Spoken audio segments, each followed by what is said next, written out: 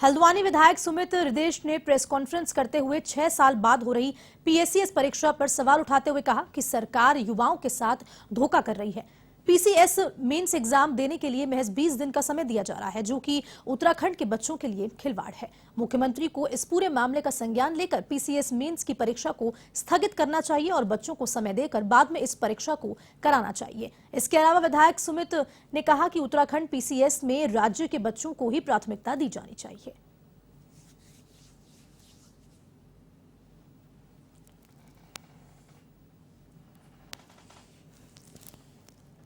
कि जब से प्रीलिम्स का पहला रिजल्ट आया उसके बाद से 5वीं 6ठी सूची आई है, तब प्रीलिम्स में कौन कौन पास हुआ ये निर्धारित हुआ है और अब मात्र 20 दिन का 19 अक्टूबर को इसकी अंतिम सूची आई है और 12 से 15 नवंबर के बीच में मेंस का एग्जाम, जिसका सिलेबस इतना विराट विशाल है कि उसमें आईएएस के पूरे सिलेबस के अलावा उत्तराखंड का अलग से सिलेबस है।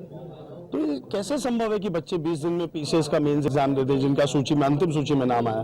अवश्य सरकार की निरंकुशता को ये साफ दिखाता है कि सरकार को कोई फर्क नहीं पड़ रहा। लोक सेवा आयोग जो मनगढ़ंत अपनी प्रश्न बना रहा है, उनके जवाब जब गलत हो रहे हैं तो लोग को कोर्ट जाना पड़ रहा है। अधीनस्थ चयन सेवा आयोग का भी पूरा प्रकरण प्रक्रिया एक समान थी।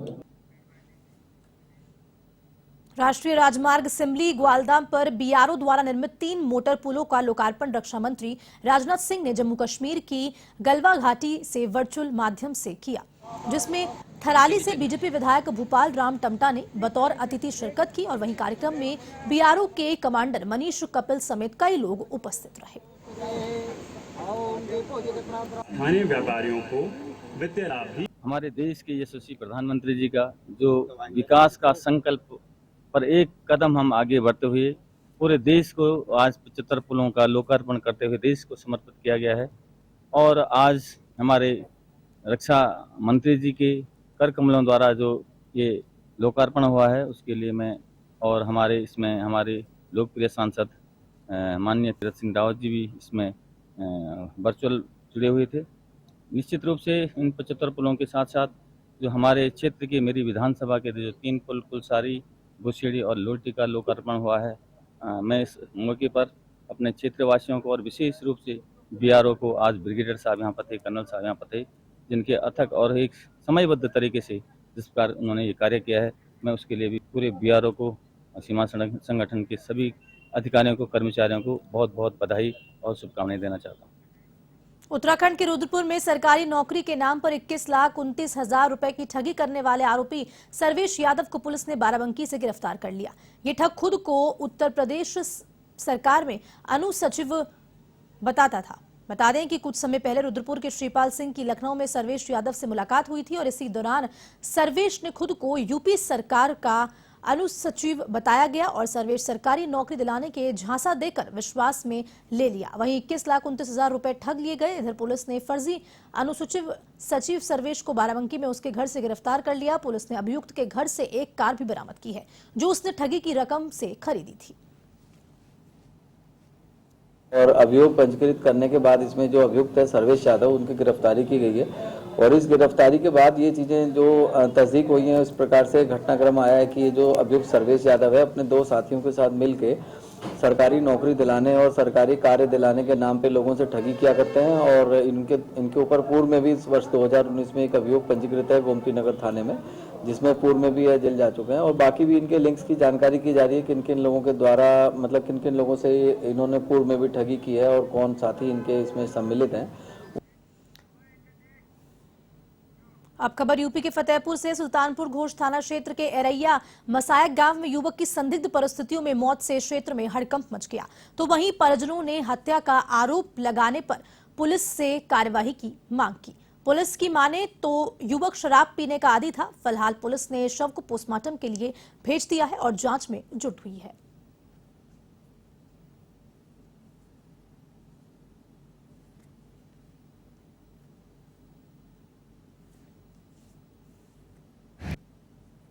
जनपद फतेहपुर, थाना सुल्तानपुर घोष के ग्राम मसायक निवासी राजकुमार सिंह की मृत्यु के संबंध में उनके परिजनों द्वारा फौरी सूचना दी गई है। मौके पर जाकर जांच किया गया तो मृतक के शरीर पर किसी प्रकार की चोट के निशान नहीं पाए गए। ग्रामवासियों ने बताया कि राजकुमार शराब पीने का आदी था। मृतक का पंचायतनामा भरकर शव को पोस्टमार्टम के लिए भेज दिया गया है। अन्य आवश्यक विधि कार्रवाई की जाएगी।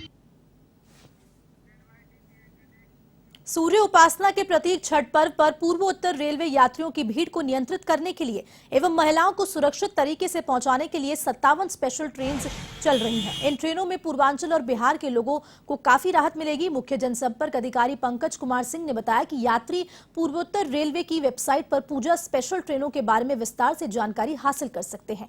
लोगों की सुविधा के लिए स्पेशल ट्रेनें भी चलाई जा रही है। स्टेशनों पर भीड़ को नियंत्रित करने के लिए आरपीएफ के जवान भी लगाए गए हैं। छठ पूजा को ध्यान में रखते हुए जो यात्रियों की भीड़ बढ़ी है, मांग बढ़ी है टिकटों की, उसको ध्यान में रखते हुए रेलवे कुल 57 जो ट्रेनें जो है विशेष ट्रेनें चला रहा है।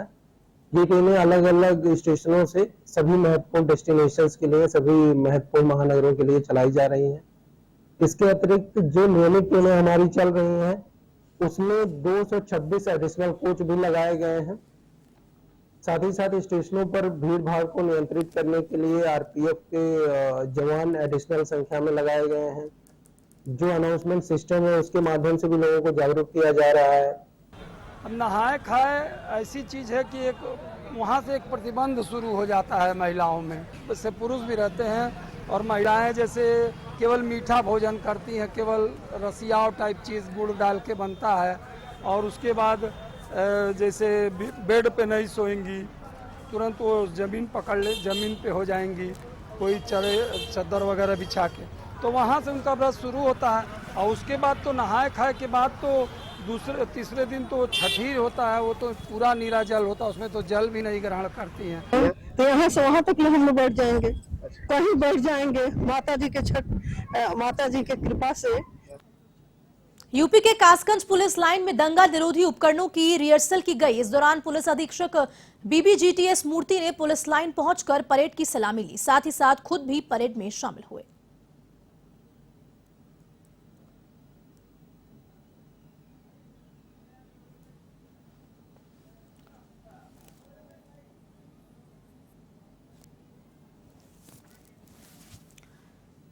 दंगा निरोधी उपकरणों की रिहर्सल हुई, आप तस्वीरों में देख सकते हैं। कराया था आपसे पहले मैंने ही किया कि कितना असर होगी, फिर उसके बाद आप करें, तो चिंता ना करें, 2-3 मिनट में सेटल हो जाए। बाकी किसी को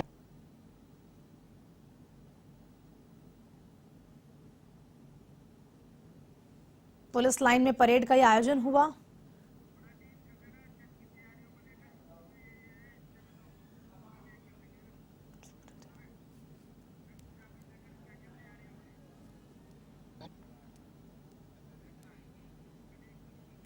आपको बता दें कि छठ पूजा का पर्व चालू हो गया और उत्तर प्रदेश में किस तरह की तैयारियां हो रही हैं आप ये देख सकते हैं तस्वीरों के जरिए।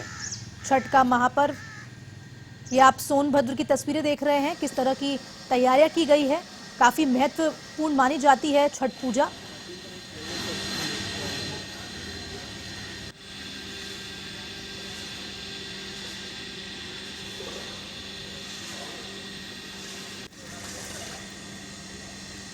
यहाँ पे अभी 1 महीने से तैयारी की जा रही है, पूरी साफ सफाई की तैयारी हो रही है और ये सूर्य कुंड की सफाई हो रही है, हर साल होती है और इस साल भी हो रही है। और यहाँ पे जितने भी आएंगे मनाने के लिए छठ पूजा, उनके लिए पूरा पानी पीने का पूरा व्यवस्था और टेंट चारों साइड लगाया जाएगा जो अभी लगा नहीं है। और बाथरूम का पूरा उत्तम व्यवस्था, ड्रेसिंग चेंज के लिए पूरा रूम तैयार किए गए हैं यहाँ पे पुजारियों के लिए जो भी आएंगे यहाँ छठ पूजा मनाने। कि सूरज कुंड में साइबर अपराध रोकने, महिलाओं की सुरक्षा और तटीय सुरक्षा सुनिश्चित करने सहित आंतरिक सुरक्षा के मुद्दों पर मंथन के लिए गृह मंत्रियों का 2 दिवसीय सम्मेलन है, जिसमें सीएम योगी आदित्यनाथ और सीएम पुष्कर सिंह धामी सहित गृह विभाग संभाल रहे हैं। मुख्यमंत्रियों ने शिरकत भी की। स्टेटस होम मिनिस्टर्स की इस बैठक को चिंतन शिविर का नाम दिया गया है, जिसे प्रधानमंत्री नरेंद्र मोदी ने वर्चुअली संबोधित किया, जिसमें राज्यों के गृह मंत्रियों के अलावा गृह सचिव, पुलिस महानिदेशक, केंद्रीय सशस्त्र पुलिस बलों और केंद्रीय पुलिस संगठनों के महानिदेशक भी शामिल हैं। इस दौरान पीएम मोदी ने कहा कि विभिन्न चुनौतियों के लिए त्योहारों के दौरान देश की एकता को मजबूत करना तैयारियों का प्रतिबिंब है। कानून व्यवस्था राज्यों की जिम्मेदारी है, लेकिन ये देश की एकता और अखंडता से भी जुड़ी हुई है। वहीं उन्होंने ये भी कहा कि राज्य एक दूसरे से सीख सकते हैं, एक दूसरे से प्रेरणा ले सकते हैं और देश की बेहतरी के लिए मिलकर काम कर सकते हैं। ये संविधान की भावना है और हमारे नागरिकों के प्रति हमारा कर्तव्य है। बीते वर्षों में केंद्रीय मंत्रिमंडल के मेरे सहयोगी श्री अमित शाह अलग अलग राज्यों के मुख्यमंत्रीगण, गृह मंत्री जी, राज्यों के पुलिस महानिदेशक, गृह मंत्रालय के वरिष्ठ पदाधिकारीगण, अन्य सभी महानुभाव, देवी और सज्जनों, आजकल देश में उत्सव का माहौल है। ओणम, ईद, दशहरा, दुर्गा पूजा, दीपावली सहित अनेक उत्सव शांति और सौहार्द के साथ देशवासियों ने मनाए हैं। अभी छठ पूजा समेत कई अन्य त्योहार भी हैं। विभिन्न चुनौतियों के बीच इन त्योहारों में देश की एकता का सशक्त होना आपकी तैयारियों का भी प्रतिबिंब है। संविधान में भले कानून और व्यवस्था राज्यों का दायित्व है, लेकिन ये देश की एकता, अखंडता के साथ भी उतने ही जुड़े हुए हैं। सूरजकुंड में हो रहा गृह मंत्रियों का ये चिंतन शिविर कोऑपरेटिव फेडरलिज्म का भी एक उत्तम उदाहरण है। हर एक राज्य एक दूसरे से सीखें, एक दूसरे से प्रेरणा लें, देश की बेहतरी के लिए मिलजुल करके काम करें। ये संविधान की भी भावना है और देशवासियों के प्रति हमारा दायित्व भी है। साथियों, आजादी का अमृत काल हमारे सामने है।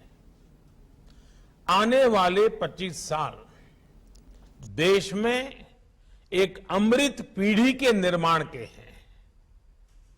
ये अमृत पीढ़ी पंच प्राणों के संकल्पों को धारण करके निर्मित होगी।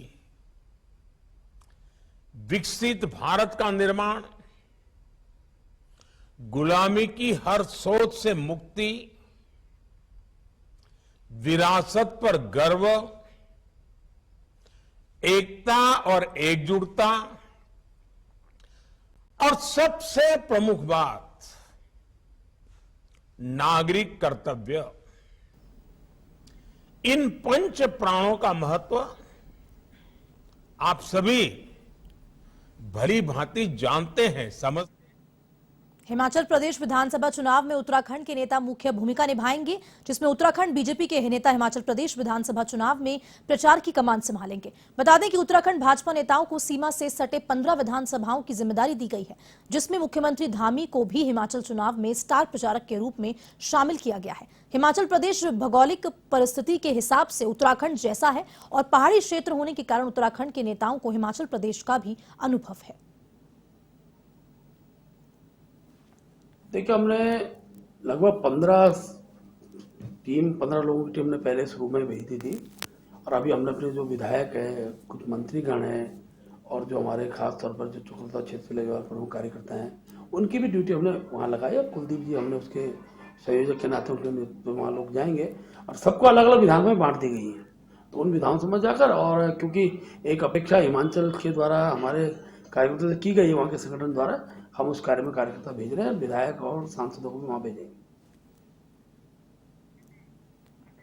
उत्तराखंड कांग्रेस की नई टीम का ऐलान जल्द होने जा रहा है। राष्ट्रीय अध्यक्ष के रूप में मल्लिकार्जुन खड़गे के द्वारा कमान संभाल लेने के बाद अब उत्तराखंड कांग्रेस की भी नई टीम घोषित होने जा रही है।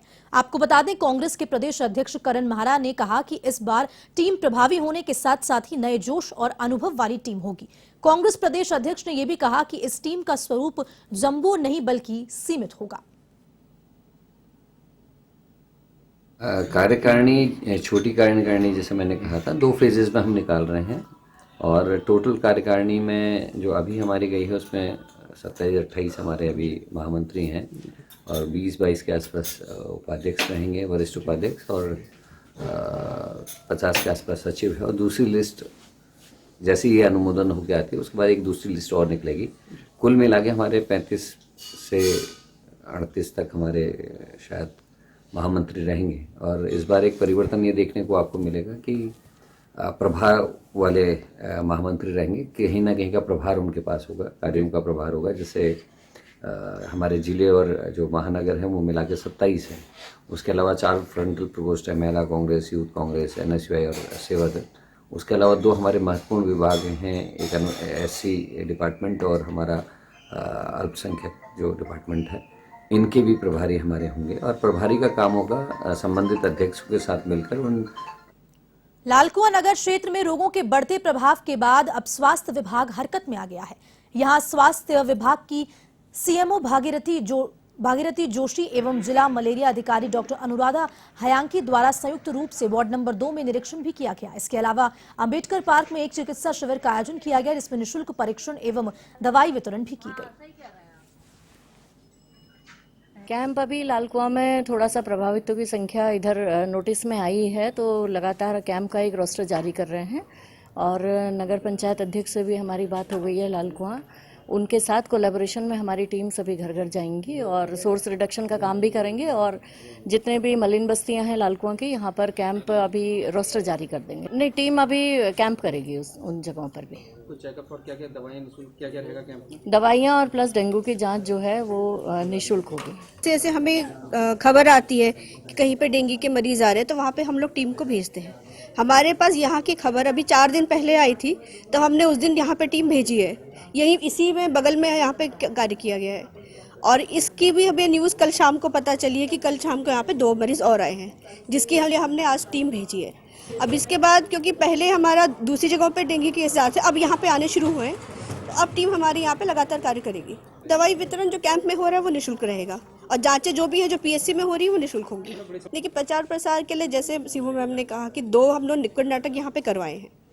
अभी भी हरिद्वार में सरकारी विभाग की ऊर्जा निगम को चूना लगा रहे हैं। स्वास्थ्य, शिक्षा, पुलिस और सिंचाई समेत कई विभागों ने लंबे समय से बिजली के बिलों का भुगतान नहीं किया है, जिसके चलते UPCL का करोड़ रुपए विभागों पर बकाया चल रहा है। और UPCL के अधिकारियों को पैसे की वसूली के लिए बार बार इन विभागों को नोटिस भेजने पड़ रहे हैं। कई नोटिस भेजे जाने के बावजूद भी विभागों के बिलों का भुगतान लटका हुआ है।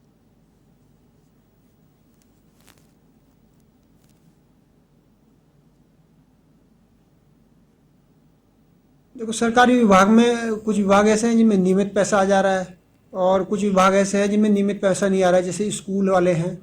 और जैसे कि हमारे यहाँ पे UP इरिगेशन के 2-3 कनेक्शन हैं, या फिर आपका हेल्थ के भी हैं जिसमें कहने में 2-3 महीने रुक के पैसे आते हैं। ठीक है, तो ये रिकवरी का हमारा एक नियमित कार्यक्रम चलता रहता है कि हम नोटिस देंगे या कनेक्शन कटेंगे, तो धीरे धीरे पैसा आ ही रहा है। अमाउंट तो अब एसेस करके बताना पड़ेगा। वैसे कहने में अमाउंट तो हर समय कुछ ना कुछ एरिया का बना ही रहता है। अब ये किसी एक कंज्यूमर का आ गया तो दूसरा रुका है, दूसरा तो तीसरा, ये तो एक सतत प्रक्रिया चल ही रही है।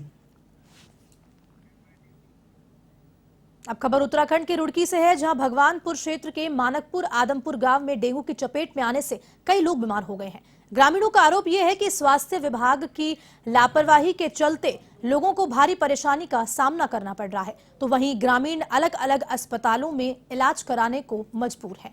स्वास्थ्य विभाग सिर्फ खानापूर्ति करता नजर आ रहा है।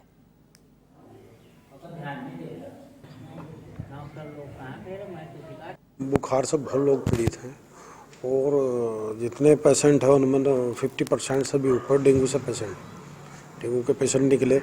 मैंने स्वास्थ्य विभाग को आज से 15 दिन पहले फ़ोन किया था, लेकिन स्वास्थ्य विभाग की इतनी बड़ी लापरवाही है, इतनी कंडीशन में हमारे यहाँ डेंगू के पेशेंट है, लेकिन कोई ध्यान नहीं है बिल्कुल। जब बहुत दबाव आया तो एक दिन उन्होंने टेस्टिंग के लिए यहाँ टीम भेजी थी, उसमें 58 टेस्टिंग हुए थे। वो 58 टेस्टिंग होने के बाद 20-22 उसमें डेंगू आया।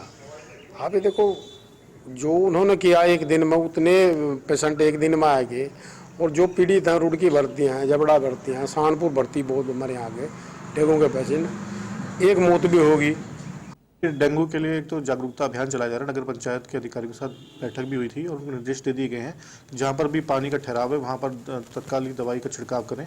साथ ही लोगों में जागरूकता अभियान भी चलाया जा रहा है और लॉन्ग टर्म के लिए जहाँ पर निकासी की समस्या है वहाँ पे जो संबंधित विभाग है उनके अधिकारियों के साथ भी वार्ता करके उसका जो है निस्तारण किया जा रहा है। ये जैसे मैंने कहा कि दवाइयों का छिड़काव कराया जा रहा है। साथ ही स्वास्थ्य विभाग की टीम को भी निर्देश दे दिए गए हैं कि जैसे ही इस तरह की कोई भी घटना संज्ञान में आती है तत्कालिक टीम भेजकर वहाँ पर जो है स्वास्थ्य सेवाएं जो है लोगों को मुहैया कराएं। नैनीताल के रामनगर स्थित कॉर्बेट टाइगर रिजर्व का प्रसिद्ध ढिकाला जोन पर्यटकों के लिए 15 नवंबर से खुलने जा रहा है। आपको बता दें कि कॉर्बेट प्रशासन इसकी तैयारियों में जुटा हुआ है, तो वहीं ढिकाला जोन में नाइट स्टे और डे सफारी की व्यवस्था भी की गई है, जिसको लेकर कॉर्बेट प्रशासन सभी रास्तों को सही करवाने में जुटा है।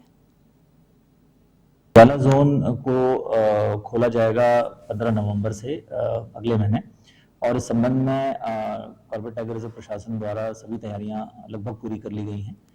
रोड्स की स्थिति बीच में बारिश होने की वजह से अच्छी नहीं थी, लेकिन अब उसको भी काफी हद तक ठीक किया जा चुका है। उसके अलावा जो भी अवस्थापना से संबंधित सुविधाएं पर्यटकों को उपलब्ध कराई जानी है, उनकी भी रिपेयर और मेंटेनेंस का काम किया जा रहा है।